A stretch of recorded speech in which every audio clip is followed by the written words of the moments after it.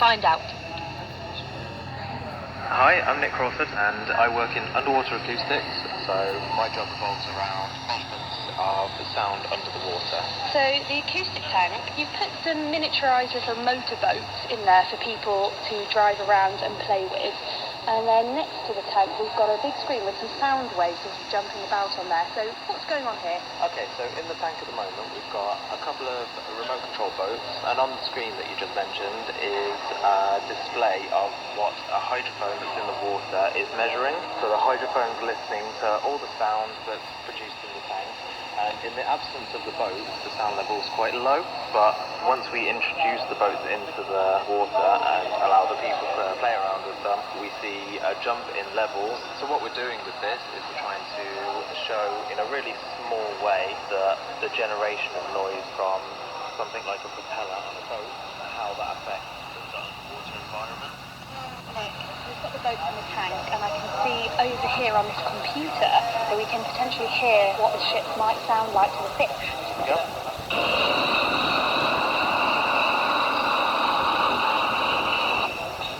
Oh, now that is very noisy.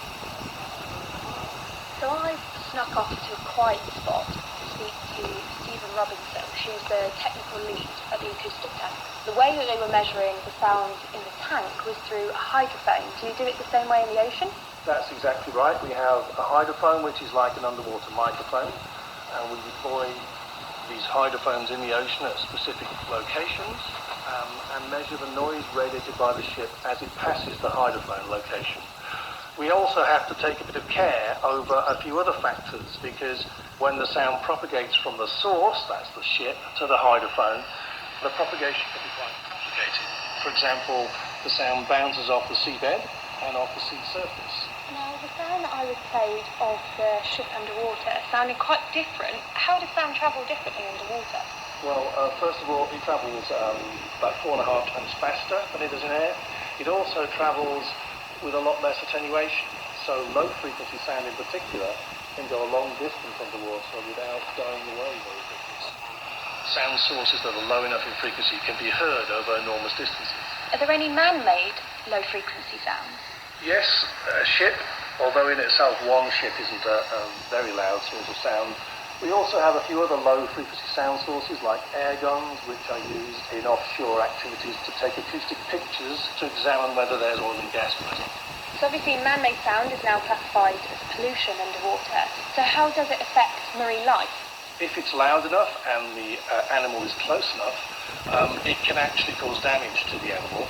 There's an awful lot of study of this at the moment because there's an awful lot we simply don't understand. But really, you probably have to ask the marine biologist to get more on that subject.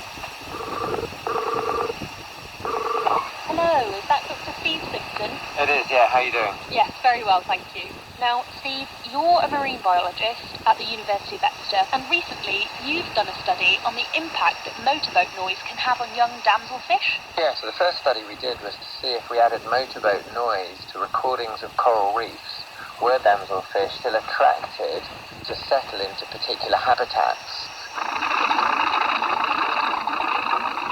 And we found that motorboat noise caused them to leave areas that they would naturally be settling in as young juvenile fish.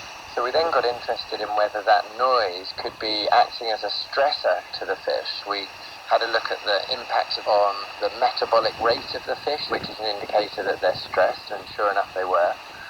And then when we finally observed predator and prey together, the young juvenile fish were caught by predatory fish 2 or even 3 times more often when motorboats were driving around.